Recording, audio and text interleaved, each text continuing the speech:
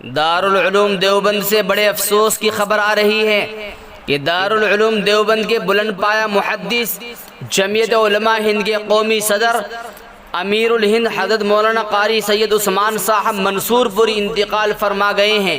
انا للہ و انا الیہ راجعون۔ حضرت نہایت پاکیزگی اور دیانت و امانت کے ساتھ اپنی 76 سال تک خدمات انجام دے کر اور اصولی اور مثالی اور بے داغ زندگی گزار کر آج مورخہ 8 شوال المکرم مطابق 21 مئی 2021 عین نماز جمعہ کے وقت یعنی دوپہر 2:15 بجے اس دار فانی سے دار بقا کی جانب رحلت فرما گئے۔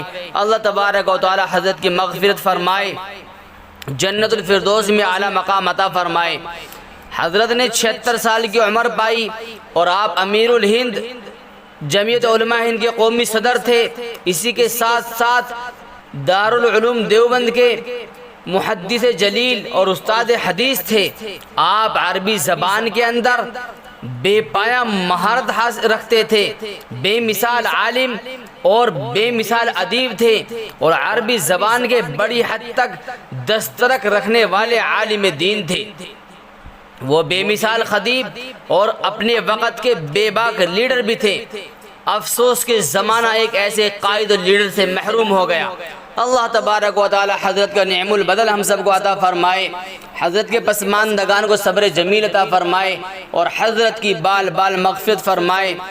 دارالعلوم دیوبند کے اندر جو ایک خلا پیدا ہوا ہے، اللہ تعالی اس کی بھرپائی نصیب فرمائے۔ والسلام علیکم ورحمۃ اللہ وبرکاتہ۔